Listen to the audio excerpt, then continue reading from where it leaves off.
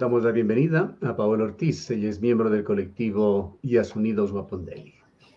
Las fiestas de Cuenca han pasado, se esperaban algunas respuestas y anuncios desde el gobierno. Una de ellas, una decisión que además refleje políticas gubernamentales con respecto al medio ambiente, concretamente a las aspiraciones de Cuenca relacionadas con el agua y la minería.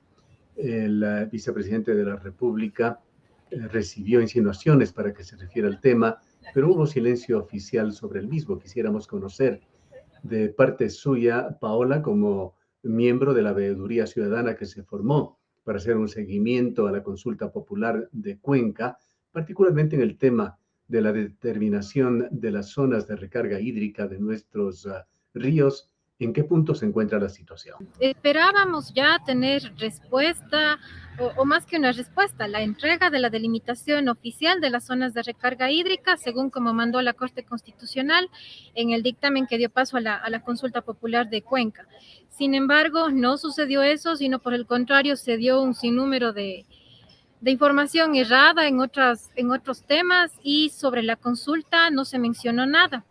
Ni sobre la delimitación, que es una deuda del Ministerio del Ambiente, bueno, Agua, Ambiente y Transición Ecológica, este nombre tan grande para ese ministerio.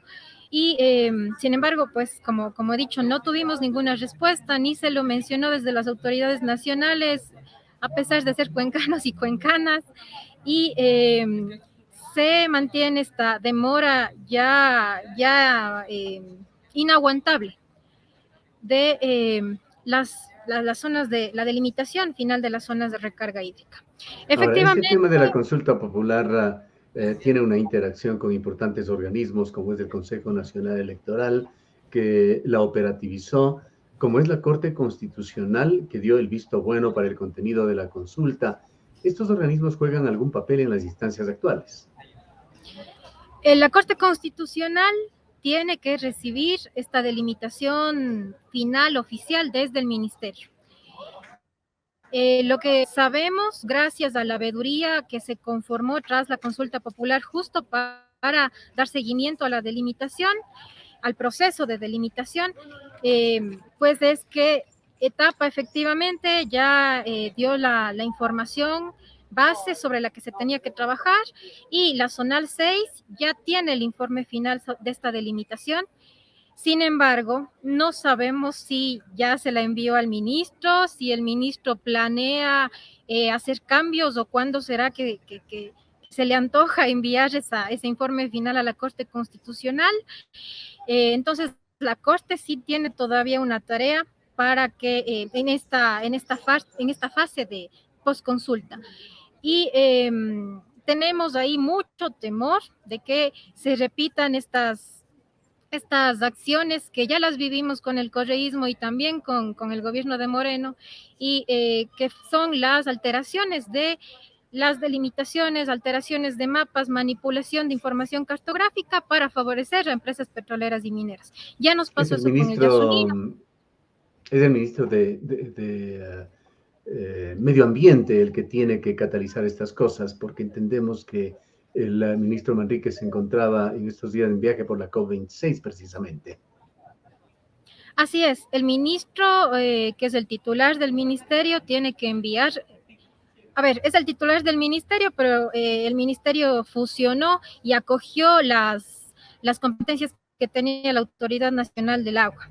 Entonces es por eso el ministro Manrique, el titular de este ministerio nuevo, quien tiene que enviar esa delimitación final a la Corte Constitucional. Y como he dicho, hay unas demoras ya inexplicables, inaguantables, y estamos, sin embargo, pendientes todo el tiempo de esta situación.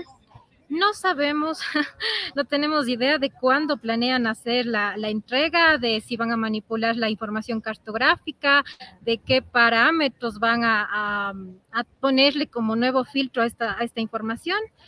Y lamentablemente ni el alcalde ni los concejales hacen mayor exigencia de que esto se cumpla de manera efectiva. Hay ¿Por algún... qué estos temores? Bueno, sabemos lo que pasó con una consulta popular de Elías Uní, sabemos lo que pasó anteriormente con Kim Sacocha, incluso lo que se dio en entretelones con la consulta de Girón, pero hay un año desde que se presentó estos lineamientos, estas coordenadas desde etapa. ¿Qué ha pasado en este año? ¿Qué es lo que ha podido atestiguarse desde la veeduría ciudadana? A ver, el dictamen de la Corte Constitucional que dio paso a la consulta popular, efectivamente, ya tiene prácticamente un año, fue en noviembre del año pasado. Y lo que tenemos es que, bueno, voy a hablarle de dos opciones, ¿no? Que el ministerio efectivamente dé paso a la delimitación de este informe final, en la que sí está dentro de las zonas de recarga hídrica delimitadas por las autoridades encargadas, la zona más polémica y preocupante, que es que son las concesiones de la empresa antes INB Metals, ahora Dundee Precious Metals, que es la que pretende explotar el páramo de Quimsacocha. Esta zona sí está dentro de la delimitación de la zona de recarga. Nosotros teníamos mucho miedo, la verdad, de que con manipulaciones insultantes de la ciencia, de la hidrología, de los parámetros ambientales, vaya a dejarse por fuera de la delimitación este páramo. Y particularmente el área donde está el yacimiento el yacimiento minero de la empresa. ¿Hasta qué punto le consta a usted de que esta zona sí se encuentra? Es decir, cronológicamente, ¿hasta cuándo seguramente borrador del informe lo contenía? A ver, nosotros recibimos el informe parcial hace un mes. El ministro, la Zonal 6 lo entregó a la veeduría. Este informe parcial nos mostraba la delimitación y en este material cartográfico que fue el resultado del trabajo de la Zonal 6 a partir de lo que entregó etapa, efectivamente sí está el yacimiento de la empresa minera, que lamentablemente pues está en nuestros páramos, en la zona de Llanuncaitarqui. Entonces, hasta ese momento, el yacimiento, el páramo Llanuncaitarqui está dentro de la delimitación de las zonas de recarga hídrica. De ahí estamos esperando el informe final, sabemos que ya está hecho. Este informe final aún no lo hemos podido revisar y aún no se nos ha notificado que ha sido enviado al ministro. La verdad es que creemos que el ministro ya lo tiene en sus manos. No sabemos aún por qué las demoras en estas notificaciones ni el envío a la Corte Constitucional, pero como manifesté anteriormente, tenemos mucho miedo de que se manipule esta información antes de que llegue a la Corte Constitucional y se presente el informe final, porque por dos cosas, ¿no? Cuando Rafael Correa terminó la iniciativa Yasuní-TT y dio paso a la explotación del Parque Nacional Yasuní, pues lo que pasó del área de amortiguamiento, lo que pasó fue que se manipuló los mapas de pueblos indígenas amazónicos para justamente hacer que la asamblea declarara a la explotación del Yasuní como de interés nacional. Y un año antes, en cambio, lo que ocurrió en 2012 fue que el área protegida de Quimsacocha, que pasó al Sistema Nacional de Áreas Protegidas, fue delimitada con las concesiones de una empresa minera. Es decir, sin mínimos parámetros ambientales, hidrológicos, lo que se hizo fue delimitar un páramo que pasó al Sistema Nacional de Áreas Protegidas con las concesiones de la empresa minera. Entonces, hay precedentes nefastos de manipulación de la cartografía de los parámetros hidrológicos ambientales para favorecer empresas petroleras y mineras. La verdad es que no creemos que Guillermo Lasso vaya a hacer eso, ya sería demasiado insultante. Lo que creemos sin embargo, nos preocupan muchísimo estas demoras y esta poca claridad y que no haya ningún aviso desde las autoridades hacia quienes presentamos pedimos. Hay circunstancias coyunturales, temas que se están dando en forma coincidente con esta necesidad ya de una respuesta y que tienen además una proyección internacional. Me refiero a la presencia en la COP26 de Guillermo Lasso, del propio ministro Gustavo Manrique para presentar una posición de Ecuador. Ha sido calificado hoy en la mañana por uno de los analistas como un intento de lavarse el rostro, ha dicho, de Guillermo Lasso. De la propia COP26 hay también algunas críticas que no lo hace cualquiera, lo hace la activista noruega Greta Thunberg, quien ha calificado a la COP26 como un lavado de imagen de los países ricos. Estas cumbres siempre tienen controversia, pero también traen algunos resultados positivos, por lo menos metas que se convierten en indicadores que a veces y por lo general no son cumplidos, pero de cualquier manera permiten a los países avanzar de alguna manera en temas ambientales. Lo que quiero preguntarle es cómo ve usted el grado de sinceridad, de compromiso del gobierno con estos temas ambientales, este baño de ecología y medio ambiente del ministro del Ambiente, del propio presidente Lasso, ¿cree que puedan incidir en sus políticas internas aquí en Ecuador? Este baño que hizo Guillermo Lasso es sobre la declaración de una nueva área protegida marina, Claro, ¿no? y el contacto que ha tenido con todos los actores allá, los discursos, las políticas que se persiguen con estas cumbres. Gustavo, nosotros somos muy realistas y vemos esto como un simple lavado de cara, como lo dice la misma Greta Thunberg, porque el gobierno realmente necesitaba refrescar su imagen tras del sinnúmero de escándalos y la crisis carcelaria que tenemos acá. Y además necesita, claro, refrescar esa imagen no solo internamente, sino a nivel internacional. Y escogió un momento apropiado para hacerlo, con un tema más o menos sensible, como es la ecología, pero no pasa de un lavado de cara.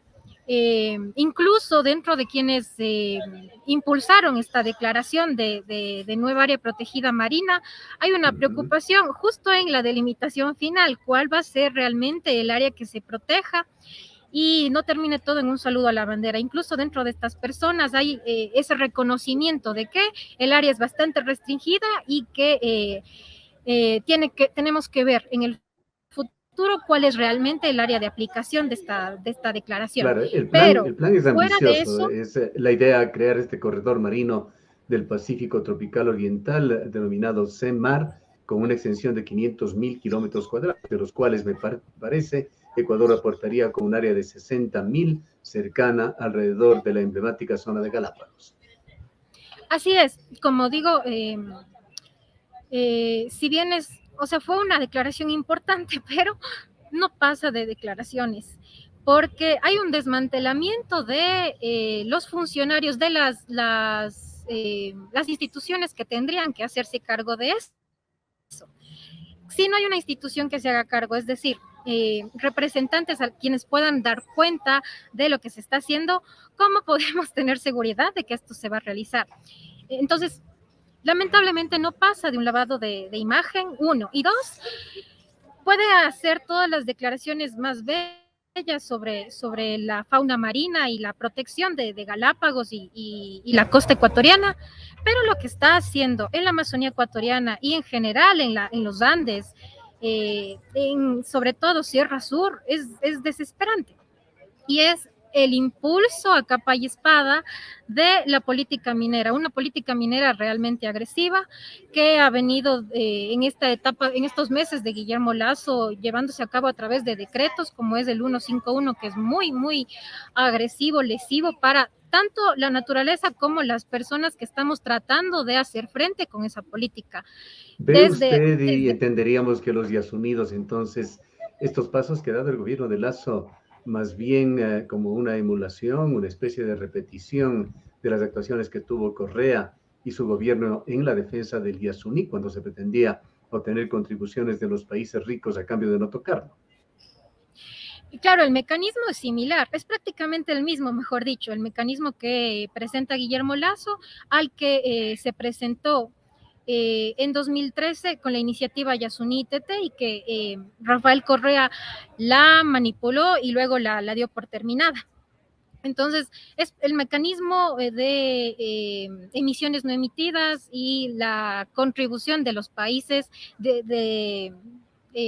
países ricos a la protección ambiental de estas zonas, pues es el mismo el mecanismo. Pero como le digo, vimos lo que pasó con el parque con la iniciativa Yasuní-TT. Terminó en que en este momento el gobierno está por cometer un ecocidio y porque está atentando de manera muy agresiva contra los pueblos en aislamiento voluntario. Entonces, en la zona marina, en Galápagos, no tenemos pueblos en aislamiento voluntario, pero sí una fauna y flora sumamente vulnerables. Y con estos mecanismos lo que están haciendo es un lavado de cara, porque Rafael Correa, a la vez de impulsar la iniciativa Yasuní-TT, ya había tenido intervenciones muy violentas para llevar a cabo el plan de desarrollo del sector minero, incluso en ecosistemas como bosques nublados y páramos. Entonces, son mecanismos que le sirven a los gobiernos para lavar su cara, para pintarse de ecologistas, y que en unos cuantos años terminan en la destrucción de esos ecosistemas que ellos prometen proteger a cambio de contribuciones económicas o de ciertas políticas que impulsan y que a la vez son contradictorias con el objetivo de protección ambiental.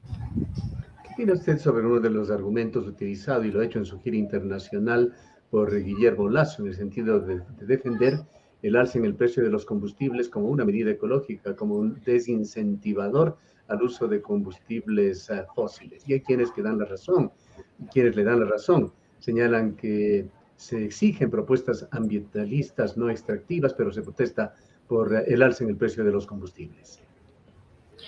Usted recordará, Gustavo, que en 2018, cuando previo a los días más álgidos del paro nacional de 2019, perdón, como Yasunidos emitimos un pronunciamiento tanto a nivel local como nacional sobre el subsidio la eliminación del subsidio a los combustibles.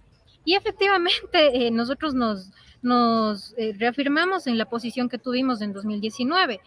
El subsidio tiene que eliminarse, pero la carga de todo el encarecimiento de ciertos productos, sobre todo de primera necesidad, no puede caer sobre las personas que menos capacidad adquisitiva tienen para enfrentar ese golpe económico que provoca la eliminación del subsidio. No puede haber eliminación del subsidio de manera brusca, tosca, torpe, prácticamente como terrorismo económico, ni tampoco sin un plan real y efectivo de focalización y política de movilidad. Es decir, solo estos días, antes de las fiestas de Cuenca, la Cámara de Transportes de Cuenca nos paralizó los buses, teníamos solo línea 100 durante las mañanas, y fue un problema realmente fuerte para quienes nos movilizamos en bus en la ciudad. Es decir, no es cuento que la eliminación del subsidio sí cae en los hombros de las personas que dependemos de la movilidad pública y que tenemos ya limitaciones en el salario y los ingresos económicos familiares.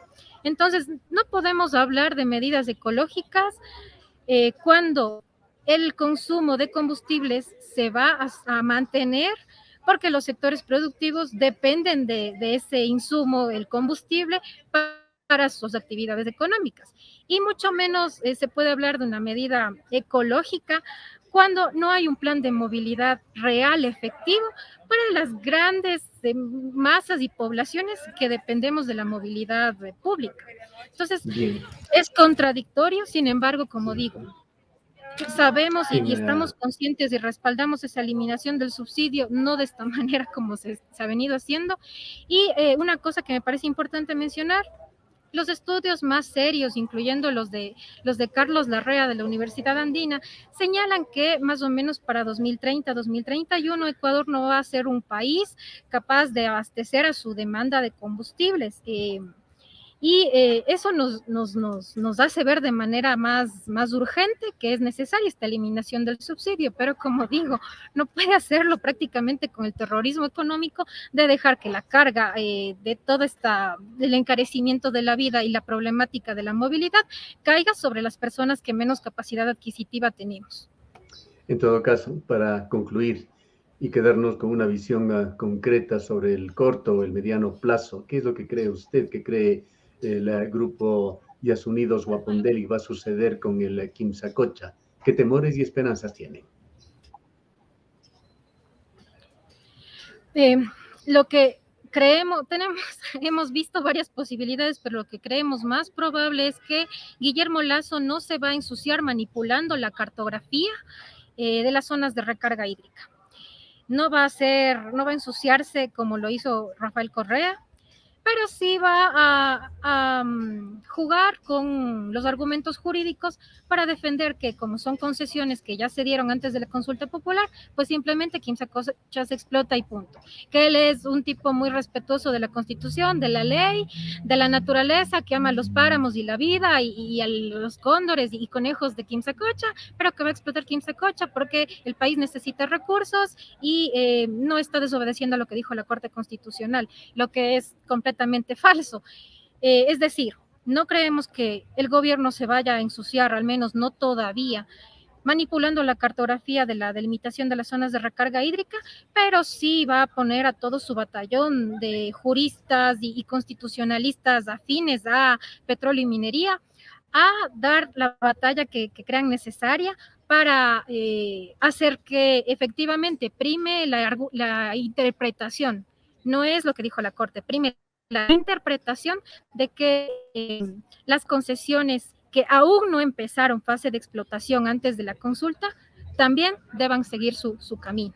Entonces, frente a eso, pues vamos a continuar, tanto como colectivo, como Cabildo por el Agua y otras organizaciones amigas y la ciudadanía en general, porque se demostró que todo Cuenca prácticamente está a favor de la no explotación de los páramos.